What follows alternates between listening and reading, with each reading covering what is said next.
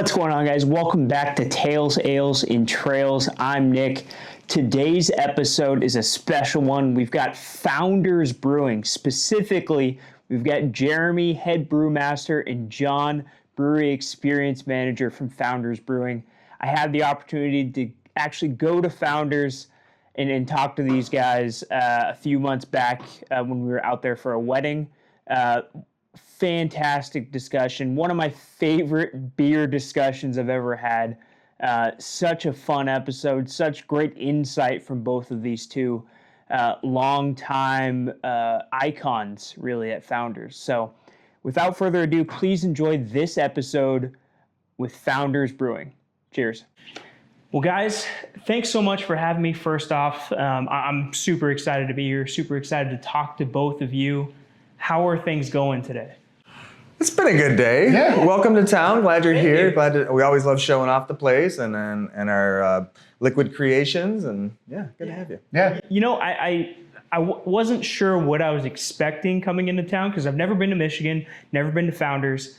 The sheer scale of the brewery just kind of took me for a spin. Like walking up to this place, it's pretty magnificent. I mean, to see just how I don't know how much infrastructure there is. Yeah, we built for scale. We were, but it was a slow process. Sure. I mean, you know, we've been adding on to this existing building here for how many years now? Well, it was like 7 straight years of construction at one point. So we have guests visit us that I think assume that the building is multiple businesses because how it was kind of Frankenstein together. And it's all one spot. So we enjoy the space. It's cool being part of Grand Rapids and the beer scene. So while you're here, thanks for coming. But there's a lot of places to check out while you're here too. Yeah, definitely. Trust me, they're on the list. But no, we had a nice little lunch on the patio. Awesome patio. But before we get into things, feels like we kind of have to crack these beers that are sitting in front of us. So can you tell me a little bit about this beer and what we're going to be pouring right now? If you're in for a real treat, this is actually one of my favorite beers that we make. So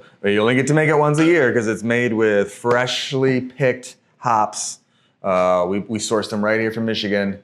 These are straight off the vine. They don't get dried. They don't get processed at all. So basically, they pick them, they put them in a bucket for me. I get them here, and within hours, we're brewing. Yeah, this year you even had to pick them up yourself. I did. Drove the work truck down.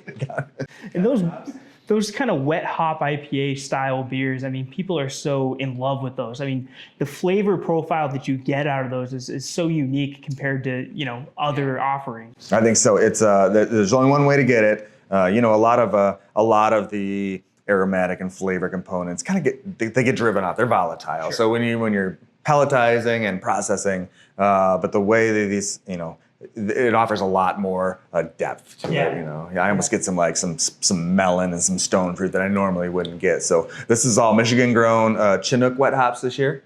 We use some other pellets in there to make sure I hit my bitterness, and also pellets work a lot better for dry hop. But everything in the kettle, there's like 200 pounds of wet hops into this thing, and let's just try it. Yeah. So much talking. Well, and this is the beer that everybody switches to for the couple weeks that it's available. Yeah, here. It's a crowd. Everybody has their favorite the other 50 weeks of the year, but well, I'll be honest, it's got a very short shelf life too. If you want to enjoy it as intended, then it needs to be drank relatively soon. I feel like I got to ask you guys, since you would be the experts, where do you stand on the debate of how much head should be on your beer? I like because I just poured it that way. That's too much. What did you do? I've seen it both ways, right? I've seen like people who want as little head as possible, and then there's others that are saying the more head you have, the less foam that's going to be in your stomach. Okay, I think that some head on there that's going to carry some aromatics. Sure. There's oils trapped in the head, so when you bring that up to your nose, it's going to be more explosive than, say, if you get a stadium pour that's, you know, right to the top and nothing, and then you're spilling it all over yourself anyway. So I like a good 2 fingers right there. See that? 2 fingers. Yeah. See, mine settled out okay, just a little. Well, your fingers are fatter. Yeah. Cheers, guys. Cheers.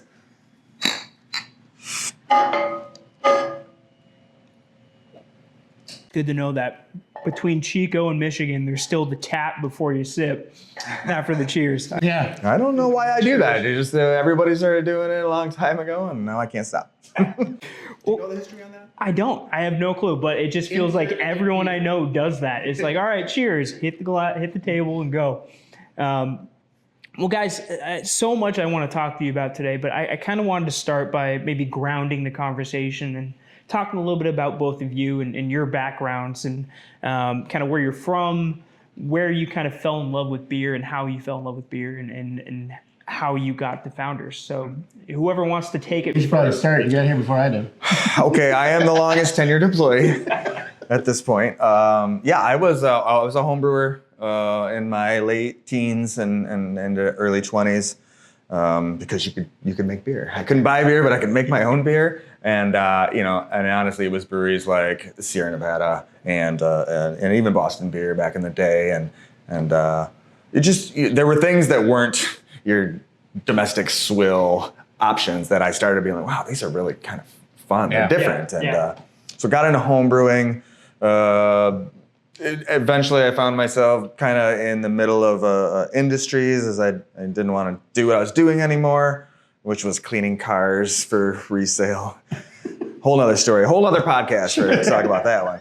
But anyways, it opened up an opportunity, and my then girlfriend, now wife, she was like, well, you like beer, why don't you go down to the brewery? And Founders was the biggest brewery in town at the time. They were not big, but they were the biggest. Right.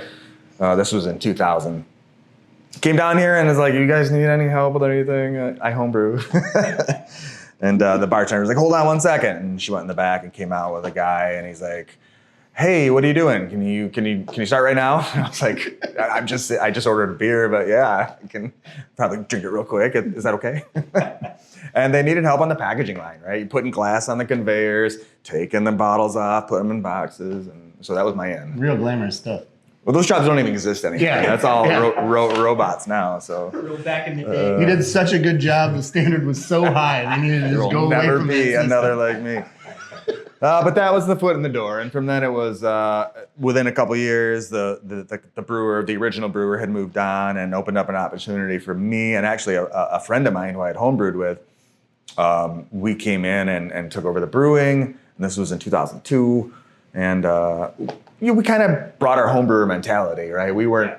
At the time, Founders was making, a wheat beer and a lager and an amber ale and a pale ale, and it was just what every brewer made in the 90s. That was the standard beer list, I think. But we took homebrew recipes, and we had like this chocolate coffee stout and this Amarillo dry hopped beer, and just big flavors that were kind of not the norm at the time. So, and we just were doing it because that's what we liked to drink, and we had some friends that thought the same way, but it was not.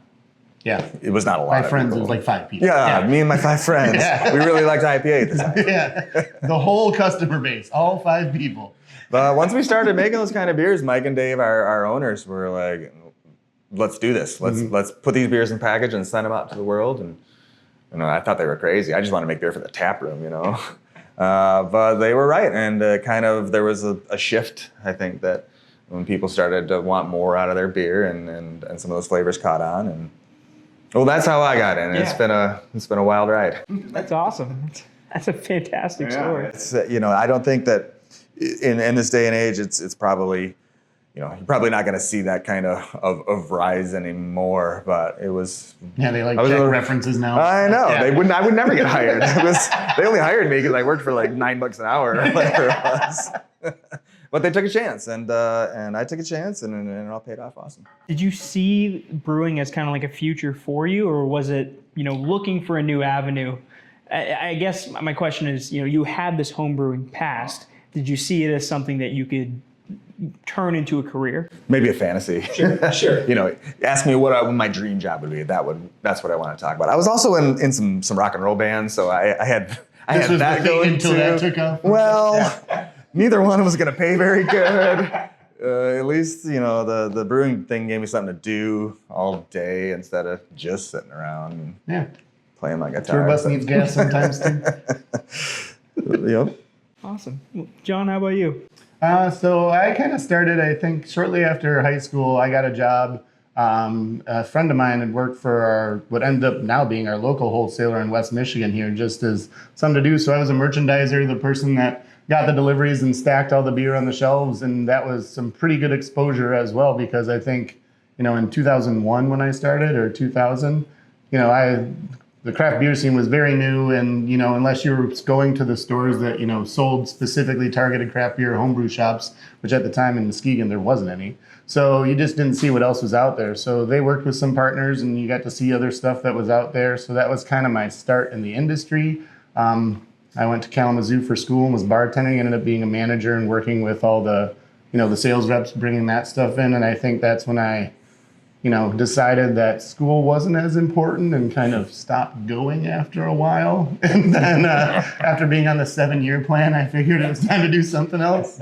So I decided to kind of, figure it out. I ended up having some friends that ended up working here. And when they were expanding from, I think, 10 to 15 employees, I got a phone call asking if I wanted to be one of the, the 4 people that they added to do that. So I came over shortly after we moved to this building as a bartender, and just kind of enjoyed the ride and wanted to see where craft beer was going, as well as the company, because Taproom always made me feel super comfortable and like a cool place to hang out. So I figured standing on the other side of the bar wouldn't be a bad time either. So it worked out pretty good. Similarly, the interview process was like, hey, can you start tomorrow? Yeah. Awesome. So it's been fun, because I think, the strength of the taproom, you mentioned having lunch here for the first time, has always been the, check your title at the door if you're in a suit or if you're in a bathing suit. You can come and have a beer. And I think that's kind of what drew me to it first, is that seeing Grand Rapids be a nice cross-section, and the clientele was pretty much anybody that was just interested in beer or just wanted to check out what all the noise was about. So they started coming in, and that's kind of why I wanted to hang out too. So, and that was the thing too, like as an employee, especially when you're new, everybody I think assumes, especially back then, that everybody here brewed beer. It was just like, yeah, everybody is part of the brewing process. And I used to be a home brewer, but I wasn't good. So, yeah,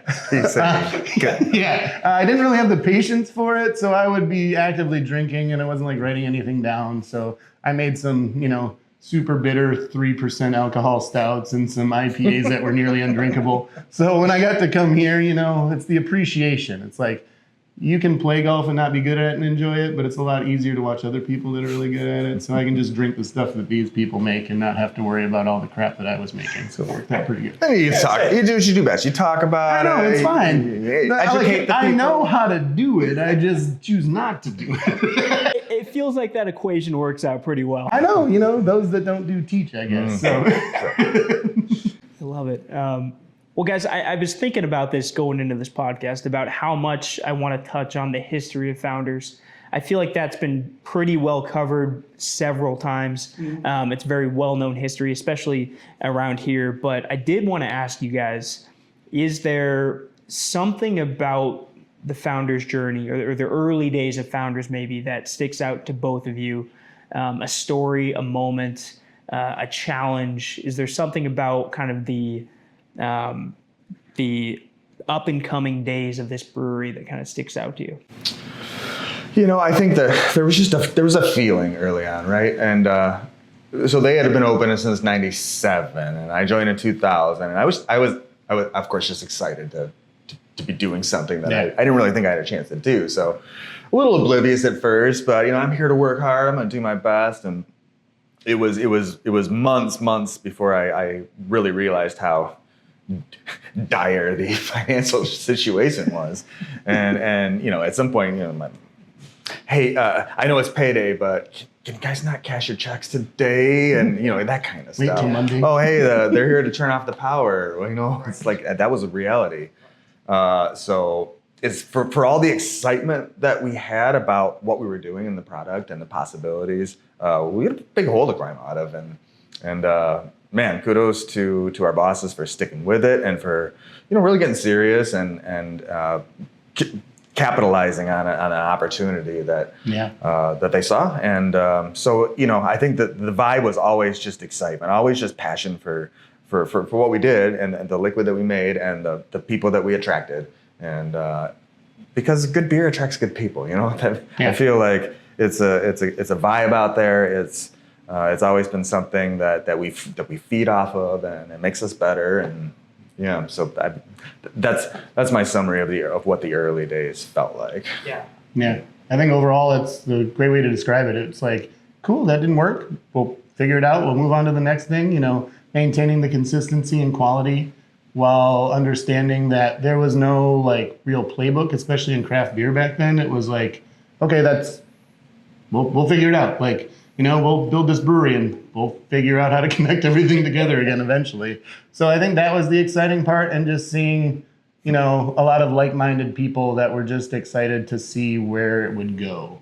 And I think even as we've continued now, I think there is no real roadmap. No one knows what the next beer drinker is going to be. So I think that still exists, even though, it's a little bit bigger scale now. But overall, I think that's the one thing that's kind of being consistent is, we're always trying new things.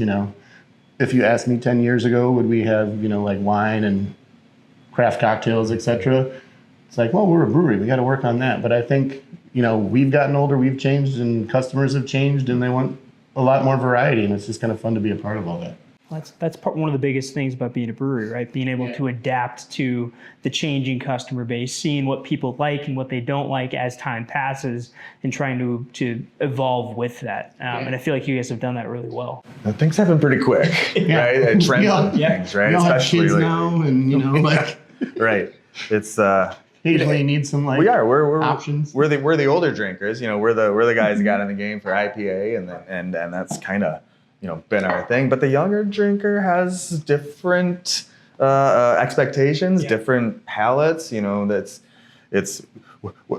Craft became a thing in our era, so it was so exciting. And newer drinkers now, they've always had craft, and it's not as exciting to them, I feel like. So, but you still gotta find a way to connect with them. You gotta offer things that are intriguing to them, and like I said, it changes pretty quick these days.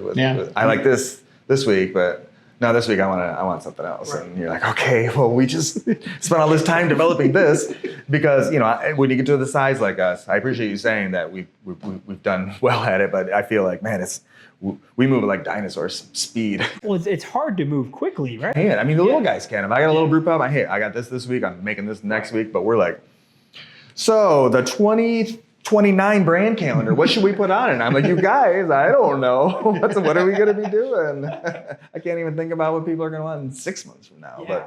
But we do our best. We're trying to be nimble. It's beautiful at that tap room down there where that's our chance to make something and get in front of people quickly and get some feedback. Yeah. But if you're going to make a decision to put it into package, man, there's a big lead time there. Right. Yeah. Right. Absolutely. I wanted to touch on something real quickly here. We talked about, those early struggles of the brewery, and it's honestly not something I was familiar with, being a West Coast guy and just always kind of thinking that Founders was this, iconic Midwest brewery. You never think about how difficult things were in those first couple of years. But it also felt like it was kind of a catalyst for where things eventually went, right? There was, I don't want to use the word desperation, but there was an idea that, hey, we're going for broke. Like, make beer that you really like, and we'll see if other people like it and if they respond to it. And that kind of felt like a real jumping off point for you guys. Is that fair to say? Absolutely. I think so, because, like you said, if you're passionate about your products that you're making, you're excited about it. And sometimes some of our growth in our past was, well, maybe the people close to us aren't quite ready. Let's go find some of those beer drinkers and, enjoy having a pint with them, which is kind of just, I think the whole point of beer is to bring people together and everything that goes along with it, which trying to create that taproom mentality in other places. So I know Jeremy and I were big parts of groups that went out when we were expanding to new markets and stuff and working with our local sales teams. So just finding that growth opportunity and, having everybody feel like they're a part of the camaraderie that goes along with the beer making process and enjoying the end results. Yeah, absolutely. Well, I excuse me, frog in my throat there, but it's the wet hops. It's the wet hops really, really getting to me. I'm gonna take a sip on that note. On that note, I wanted to ask about two of the more iconic beers that kind of maybe came out of that ambitiousness and out of that innovative spirit in those early days. And I'm sitting next to the guy who was, the creator of those beers. KBS All Day IPA. Can you talk about how you came up with those, what went into them, and what it was like seeing the reaction, the response to those beers? Yeah, two very different beers, two very different drinkers, and but similar stories. I mean, honestly, we were interested in barrel aging. There wasn't a whole lot of it being done. I think Goose Island had done, I think their Bourbon County Stout might have been the only barrel aged beer I've even heard of. Yeah. But there was a guy, his name was Tom Griffin. He used to come around in a truck from down south full of bourbon barrels, and he would go around to breweries and be like, "You guys want to buy any of these barrels?" And the door-to-door bourbon barrel. He was a door-to-door. That's a job, much like gluing case boxes by hand, that might not exist anymore. Tom Griffin might be the reason that barrel aged beer exists. I love that guy. He was a little eccentric, but. So we bought a couple, and we were like, we had just developed breakfast stout, and we were like, let's put that beer in there. I think that's another flavor that would work with all these. Actually, there's so many flavors going on already, but let's throw some bourbon barrel into it and see what happens. The results were encouraging. Made some recipe tweaks. But the barrel aged beer wasn't a thing, right? I remember the first year we did it, we had a little cooler in our tap room where we sold to-go beer. Yeah, we did in a store. This big. Yeah. And I remember I think by the second year we did it, we had made enough that we could actually put it in bottles. Sure. Put it in the cooler, and we were like, okay, well, I wonder what happened. And it didn't do anything. People would see that and be like, oh, that's expensive. And what is barrel aged and what is stout? Yeah. And so it was a slow start, but I mean, obviously it caught on, and that was I thank the beer websites like Rate Beer and Beer Advocate for giving the people that wanted that beer a platform to talk about it and get excited. And honestly, before we had a marketing department other than word of mouth, that became our extended reach marketing department, was just people talking about stuff they were excited about. And kind of like I mentioned, without us having to go, the beer community realized coming to Grand Rapids might be worth the drive for something they hadn't had before. So, and then one year when a couple years later we released the KBS, and all of a sudden there's a line of people around the building, and I was like, wait, what? I was working in the tap room. What is everybody doing here? Gentleman, they're here for this KBS. All right. I think it was a Thursday, and we were releasing the beer on the Saturday. And I walked up, and he's standing by the front door, and we had already been open. I think I was working in the evening. And I was like, hey, man, do you need anything? We're good to go. He's like, I'm here for the beer release. And I go, well, it's on Saturday. And he's like, yep. And then folding chair, little cooler. And I walk in, and our general manager at the time was like, we might have a problem. This might be he's waiting for 3 days. This is going to be a thing. It became a thing. I think after the first day, when they realized that the tap room eventually closes, and much with it, the local bathroom for all the people waiting in line, ended up having to rent porta potties to leave out near the sidewalk. Man. So it's when I mentioned there wasn't a big playbook for a lot of stuff, you weren't planning on that. I don't think anybody was. But no idea. To see the excitement because of all that word of mouth for something that was so different, that's, I think, the exciting part to get in, because you never know what's going to click sometimes, but you're just proud of what's out there, and then see what people latch onto. Yeah, it's got to be such a cool feeling to see that kind of response, and that kind of, for lack of better words, pandemonium over something you guys created. I mean, it's got to feel good. I mean, I liked the liquid. I thought it was really good too. I'm not sure I would go wait 2 days on somebody's sidewalk. We have the advantage of just coming in and having maybe I have a different angle, I suppose. But no, but I think that's the fun part, is having something that's so unique, and getting people into craft beer and realizing, I think, especially back then, even just beer in general wasn't all the same stuff, because there's light lagers are beautiful and easy to drink, but occasionally you want to hang out by a fire and howl at the moon in the middle of the night and see what happens. And I think that beer filled that void too, so it worked out pretty good. Yeah. Awesome. And then, of course, All Day was a different story. The thing about All Day, so a lot of breweries will get started and maybe have a flagship beer that kind of drives their volume. We didn't have All Day in the beginning. We had a portfolio of Centennial IPA and Breakfast Stout and Dirty Bastard, and they all kind of 20% of our sales about. It was really even, and we were growing quickly, but we would go down to the tap room. Maybe it's lunchtime. I want to have a beer with lunch, or I got to have a couple beers after work before I go home with the kids. And I don't know, I was always drinking this Centennial IPA. It's 7.2%. And I don't know, you know how that goes. Yeah. I wasn't being very productive after a couple of those. And of course, I still love that beer. And it wasn't just me. It was everybody in the company. It was like, man, we like drinking IPAs, but what's 7+%? Yeah. I mean, my kids wake up at the same time, no matter what day. Seriously. So it got us thinking, like, man, can we capture all that flavor and aroma that we love about this beer, but just, do it like lower alcohol? And session beer was a thing. It wasn't a popular thing. It was more like overseas, maybe in Europe. But I thought, let's work on that. Let's try to make just that perfect thirst quenching, hop satisfying beer that's more in line with like the domestic lager ABVs and stuff. So 4.5%, 5% instead of 7 or 8%. So we set out on that, but like it was for us, right? It was for us people that were working here and had to deal with it. But we obviously weren't the only ones. So and I spent a long time dialing this recipe. That was a hard recipe to get.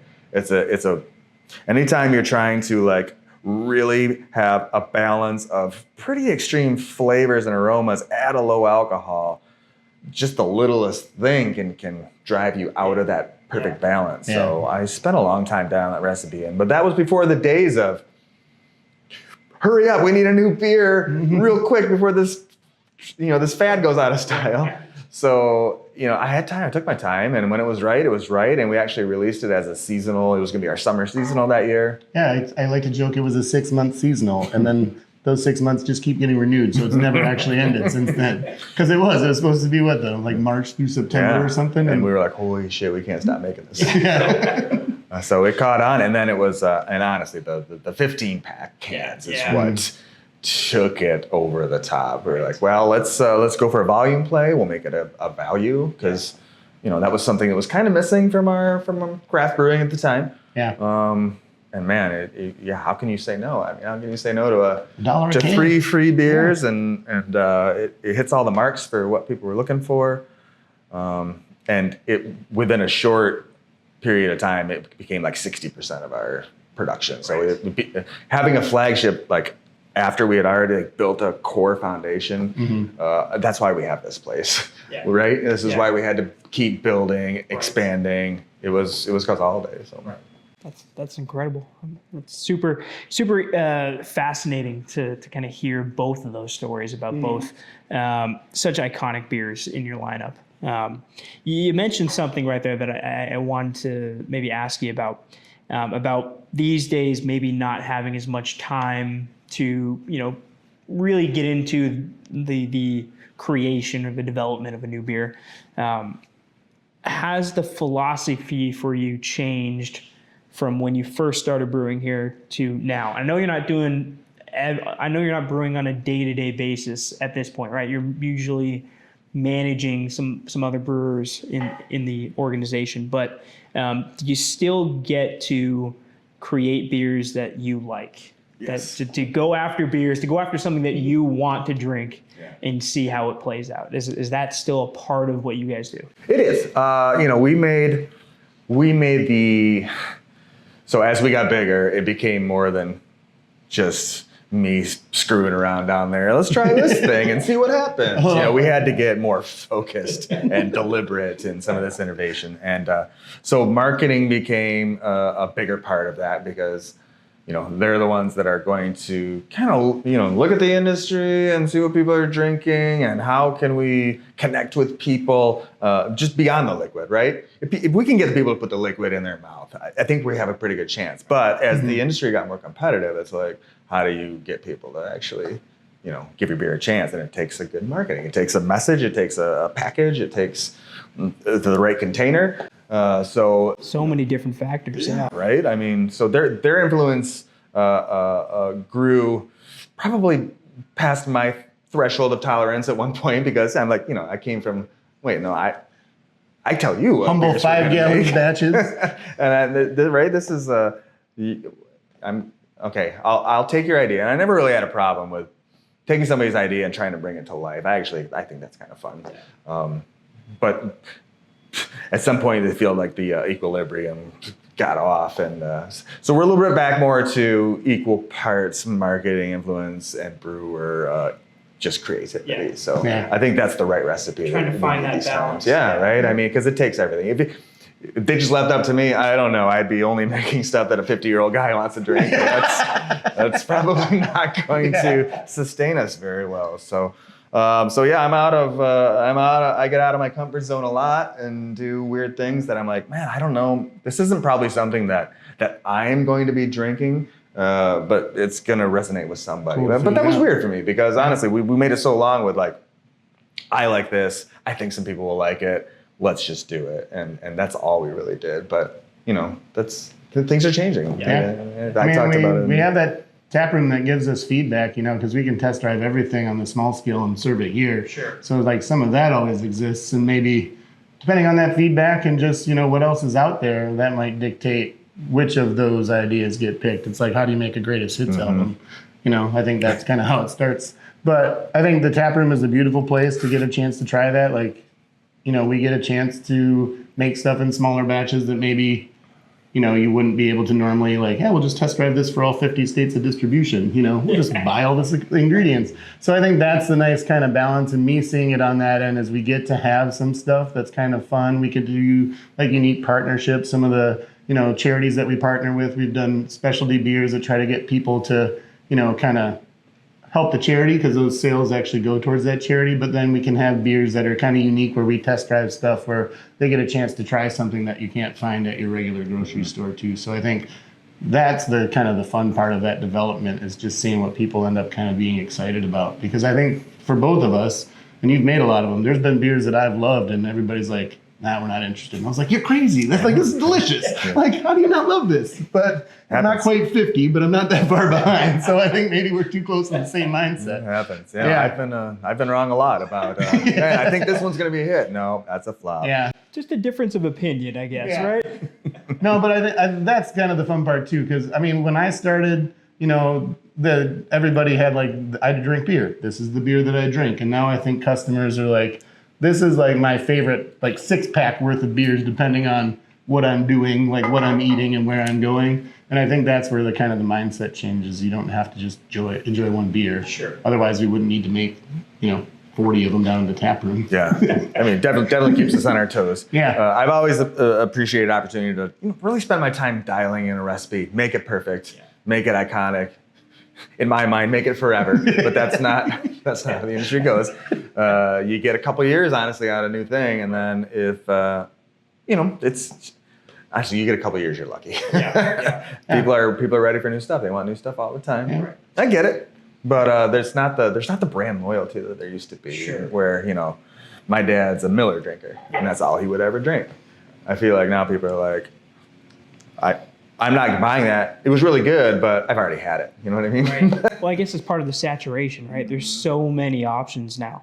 And you want to just keep trying and keep, exploring what's out there. Yep, that's true. And that's honestly a great thing about this industry. Yeah. It gets a little frustrating to me as a creator sometimes to know that, wow, this beer I worked really hard on, I know it's not going to be here next year, but man, I'll be sad to see it go, Right. Yeah. But we'll put it in the vault because everything comes around. This industry, if anything, has been kind of cyclical. So we see, I got into this industry because all there was just like easy drinking lagers. And we were like, no, let's make really flavorful in your face 12% stuff. or nothing. and now that I'm 50 and I've had IPAs that have blown my palate out, I'm like, wow, you know what? Easy drinking lagers are really nice. Sound pretty good right about now, yeah. So, and I feel like that's, it's a bit of a trend. I think there's a movement there. And it doesn't have to be, obviously, I'm not going to release complete swill, but you can make, I got a Pilsner. Did you try the Pilsner when you were down? I didn't get a chance to. Yeah, wow. When I go down, I'll have to. Cut that for the cheers. Nope. We don't have that again. Anyways, lager has been a thing that I've been warmed up to a lot lately. I'm just looking for things that are, not overdone yet. Yeah. What's on the cusp? What are things that are still like true to the craft ethos of just quality? Use the best ingredients. come up with, dial in a great recipe, make it different, but still, have it balanced, have it taste good. And I mean, that's ultimately all it really takes is. Like you said, if it's something we're working on, it is hard to be quick sometimes, but that also means that by the time it's ready, it's something we can be proud of. Yeah, we'll get it dialed in. Yeah, like Jerry was saying, if somebody drinks it and it's something they're interested in, they're probably going to like the version of it that we made for them. So I think that's the testament, and like the attention to detail, which has been very consistent for almost 30 years now. Yeah. Well, we keep making good investments around here too, honestly, right? Like the staff. Definitely the staff. I was thinking more about the gear. But that too, yeah. No, it's true. I mean, we've ever since we started having some success, the owners would invest it right back into this place, and that's why we have really, really nice stuff, and it helps. It helps me, right? I mean, I could be down in my basement with a tape recorder and a shitty guitar and probably write some pretty good songs, but they're not going to be. I somehow thought you were still going beer with that reference, and I was like, I don't know where this is going. Put me in a studio with a bunch of like high-tech gear, and I'll probably create something that's like. You might have a better product. Yeah. Exactly. Now the difference is that if you put me with all that high-tech brewing equipment, I wouldn't know what I was doing. But if I had my carboy with spiders in my garage, I could make some mediocre crap too. It'd be fine. Just leave the spiders. It's this new thing. It's Halloween beer protein. we're working on. Patent pending. Helps with head retention. Yeah. The webs. But I think, that has been the cool part about watching the growth, because a lot of things have changed, but I think to some extent maybe changed in a good way.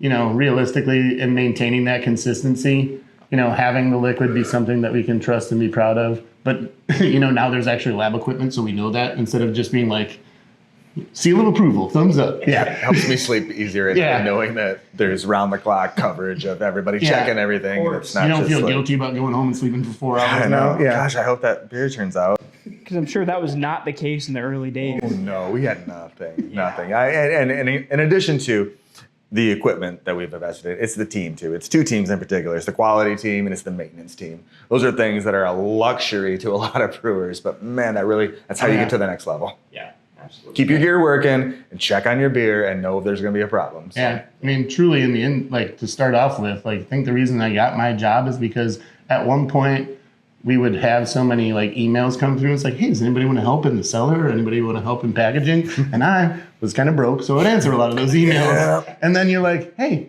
you want to spend the next 5 hours carrying grain bags? I was like, I guess so. And it's like that kind of like all hands on deck, and being broke also helped. But I think that was kind of the cool part. But now that specialization, the fact that we're not hand gluing case boxes and hand filling bottles, there's a lot less oxygen in them. The beer tastes better for longer now. That's good stuff that's happening.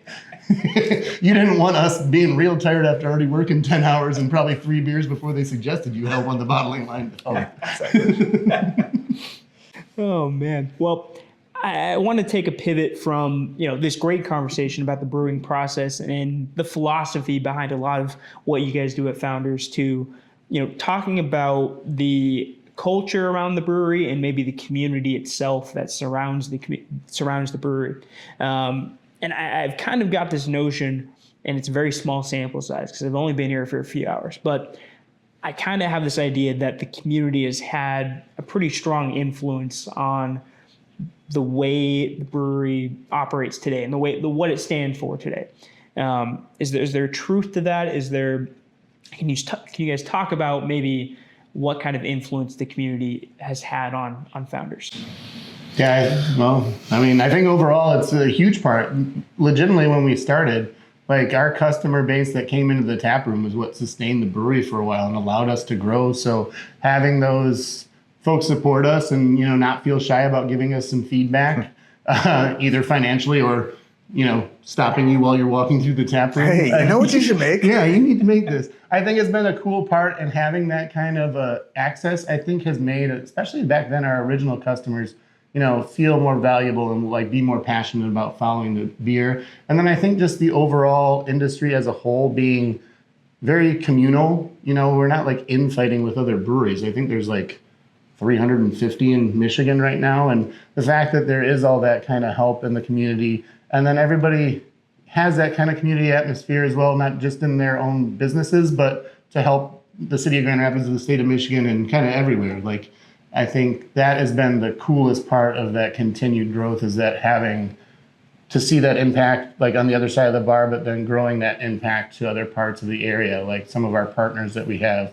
we do community partners every quarter, that we want to have an impact with some of the local charities and, folks that are trying to give back to the community, because, we also live in this community as well. So it's from, I would say, kind of selfish reasons that we get to do that, because we're here and we want, to make here a better place, and which will only help out everybody in the long run as well too. So I think that's kind of cool to be able to do that and give back a little bit as we've grown, and then be able to host them in our tap room, and so they can get their word out. We can use our messaging, some of our partnerships, the Community Action House, for example. We just finished with the Hispanic Center of West Michigan, and we're doing Canine Companions coming up. So we have these quarterly partners, and then, regular small donations that come to us being able to give back. So that's been huge, because now as we've grown, personally, I have kids that are involved in a lot of activities. And while as a brewery, we don't try to donate directly to kids, but we want to donate to the community and make it better for everybody else. So,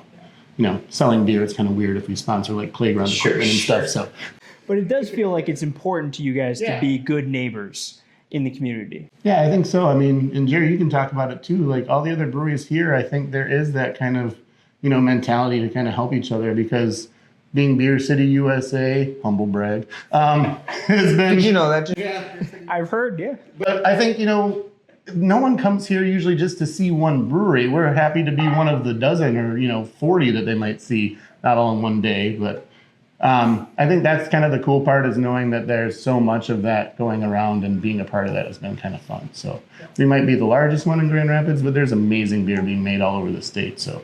And John touched on it, but the industry is, maybe you've seen it as you talk to brewers, but I mean, we're also open and helpful to each other. And I think that just that mentality kind of bleeds through and to the whole community. And, brewers are here to, we provide and maybe I'm overstating it because it's my life, but I think that we offer a relief to people.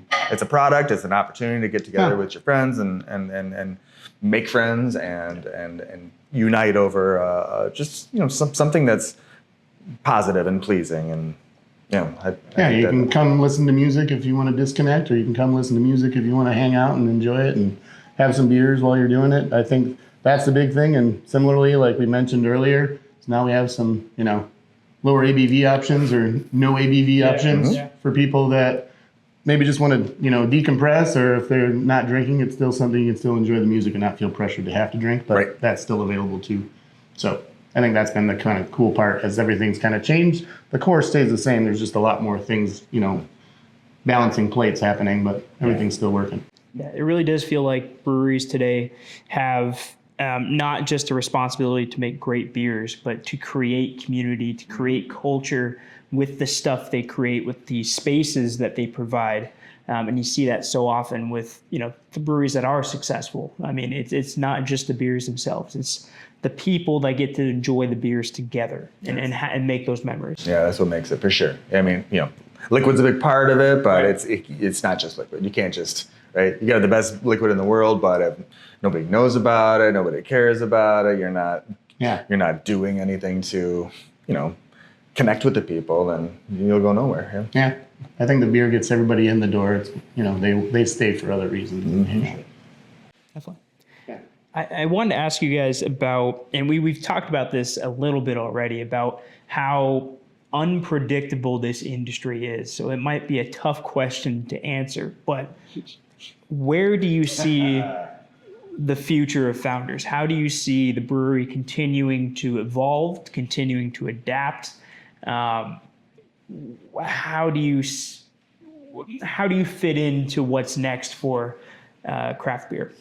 Well, we've been making some investments around here, and they're expensive investments, but it's going to put us in a position to, be ready for whatever else is next.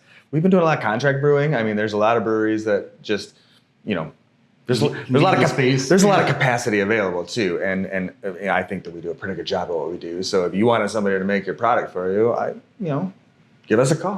but with that has come some investments. They're going to help us to expand our portfolio into the world of non-alcoholic things, spirit-based RTDs. I mean, these are things that, are they fads? Probably to some extent, but I also called Hazy IPA a fad and refused to make one for a couple years. So don't listen to me, because I don't know what the hell I'm talking Any about. second now. He'll be talking about that. He's playing the long game. I told you it's a fad. I told you. No, but I think that's the cool part, though, is like, we still want our beers that people already know and love to remain consistent, which they will. And I think, but having that flexibility to do other stuff and, not knowing where that's going to be sometimes scares people. But I think at least for me, and probably you too, that's kind of been our last 15, 20 years anyway. Yeah, so let's just kind of see what happens. So, for the next $10 million idea, I can't give it to everybody and all your listeners, but, I think it's just having that kind of flexibility is the key, and being more nimble is probably the best thing that you can do. I think there's stuff that, we do really well. And I think the main thing that has led us to be successful is consistency in the products, even though they're not all the same that they used to be. Right. It's maintaining that quality. Yeah, it's all about the quality, right? And I feel like as the head of the R&D department, Which has two people. Well, it's me and another guy. Team meetings are tough. We get together every couple weeks. All right. I'm gonna try to just continue to trust my palate, and whether I'm making a beer, which of course I'm comfortable with, or something that maybe I'm not so comfortable with, like beverage scientist stuff. I feel like I'm going to put the flavor is where it's at, right? You find that perfect balance, those things that work your palate in a pleasing way, and I have confidence that I can get there. Am I going to have the next great idea? I don't know. I'll keep trying stuff. I going to have the next great idea? Maybe it's you. Maybe it's footage you. Of that idea. No? Okay, we don't have that either. But, like John said, it's about being nimble. And we've set ourselves up for that, so that, as we watch the consumer and kind of get a feel of where they're going, and hopefully stay a couple steps ahead, because like I said, it takes us a while to get things to market. But if we can sense something, we're in a position to create and hopefully connect. And for however long it lasts, maybe it's a 1-year fad, maybe it's a 5 years of hazy IPA. I don't know anymore. So I've got to be ready to go. 5. Damn it. Really dating But I myself honestly here. think, with the portfolio of stuff we've been making, sometimes things take a while to really hit. It's true. So just having that backlog of recipes and ideas, it's easy for us to restart a button and start from square one. So always having that kind of creativity of test driving stuff in the tap room, because you never know what you might have to fall back on. Yeah, I don't know. I don't know where beer is going to go. I feel like beer has really pushed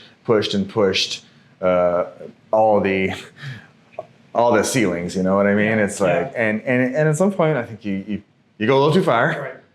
Not to name any styles, but I feel like, man, if you put so many hops into a thing, you kind of lose the nuance and the things that brought me there in the first place. So, but you don't know until you go too far.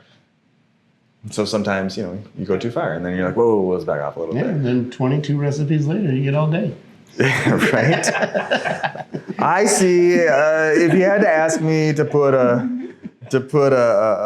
stamp on something, I think that the world is ready for a return to some traditional styles. Maybe it's not something new. Maybe it's just something that nobody's done in 15, 20 years, and the young people have never heard of it, and the old people forgot about it, but there's just great styles out there. Yeah, that just people haven't made in literally decades. Nobody's doing it because we've been so chasing, gosh, this is what people want right now, which is IPA, and giving them more and more and more, and we've really kind of removed ourselves from when I started in craft, and man, everybody had a full portfolio of things that probably weren't volume sellers, but you had to have it because there's some people that liked it, and that's the reason they came to you. Right. And I don't want to overlook those people. So actually, we have a new series they allowed me to have called the Kosmicki Collection. I'm bringing back some traditional style. I just did. I did see a press release about that. I saw it. Yeah. It's not just me. there, Knew but, about it. Lindsay, did you write that press release? Thank you. We'll put the link in the bio. Cut in that footage? Nope. Okay. But I just feel like, I mean, we did a checked art lager, right? I mean, that's something that if you talk to brewers, and I feel like brewers usually have a finger on the pulse of what might become a thing. Yeah, the periphery of. Although we've been drinking lagers for like 3 years and it still hasn't quite caught on, but I'm holding out hope. But styles like that, just something to get excited about, something, wow, I haven't had one of those in a long time. And it's really good. And it doesn't have to slap you in the face with flavor anymore. You can just make a really well-designed style of beer that, is not so common. And I think there's an opportunity there. Yeah, absolutely. I wanted to leave you guys with kind of a way to maybe put a bow tie on this fantastic conversation. And honestly, thank you guys. This has been a really awesome experience to be able to talk to you guys about Founders and about this journey. But I wanted to maybe take a moment to reflect and talk about maybe what you're most proud of about your time here, about what the brewery has been able to accomplish in your time here. Is there something above all else that you're most proud of? Well, I got to meet my wife here. So that was pretty fun. It's worked out okay, humble brag. But I think that's... 3 kids later. Yeah, 3 kids later. I think that's been the thing. And then, when we started, there wasn't a big, we've mentioned it so many times, playbook. But I think that just being allowed to find an avenue and then, plow that path, because my job didn't really exist until we kind of started down that path. So it's been kind of fun being able to, be a person that can help educate people about beer, not only our new employees, but folks that come visit us.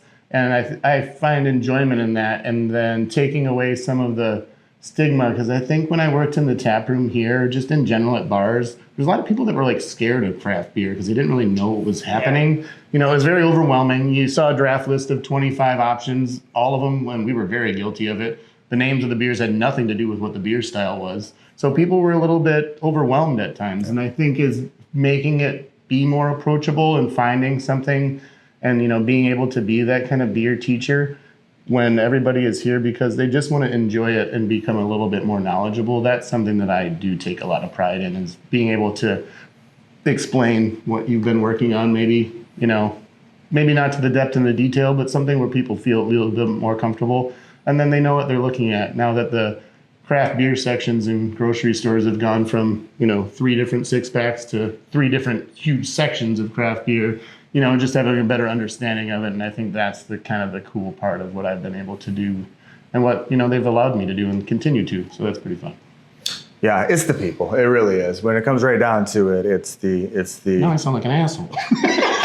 The people too, yeah. Hey, you got your own priorities, man. Okay. I do it for the people.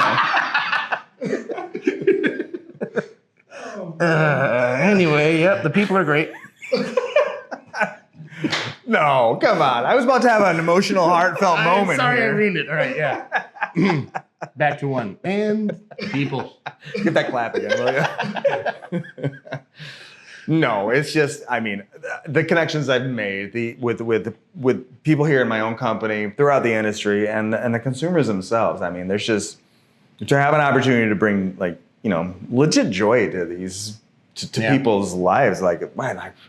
Because most people, unless you have a bad problem, so I'm sorry about that, but most people associate, drinking good beer with just good times, right? I'm going to unwind. I deserve this beer. Oh my gosh, this beer tastes really good. I'm enjoying every sip of it. When people tell me that, when people come to this pub and I meet them in the pub, I'm like, well, what brings you here? Like, what brings you to Grand Rapids today? Oh, we're from California, and I had to come to Founders. You based your trip around this. That's that feels pretty good, and I try to, obviously not let my head get too big because these people are really nice, and I love spending time with them, and hearing their story and telling my story and hopefully inspiring, and But it's all that. It's the people I work with all have the same mentality. They're here because they love it, because they love what we make and how we treat people and what our greater mission is.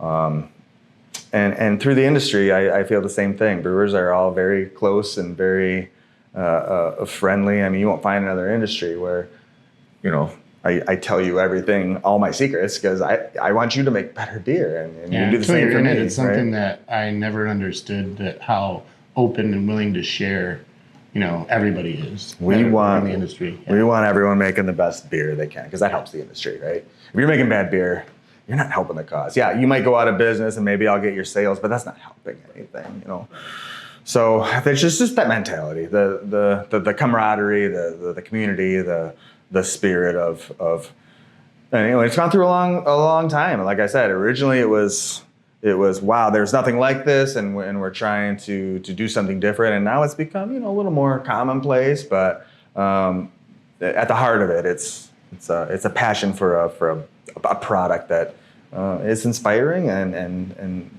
yeah, I'm gonna keep going with that. Yeah, absolutely. That's fantastic.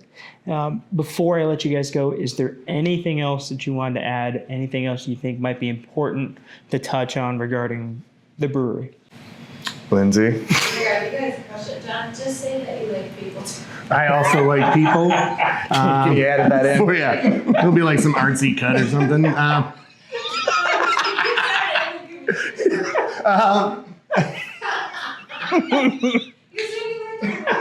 Yeah, I mean, I like she's a people, right? Yeah, she's a people. My wife is a people. No, I honestly think that, definitely just support local craft beer. I mean, you being from the West Coast, I'm sure a lot of your, supporters are from there too.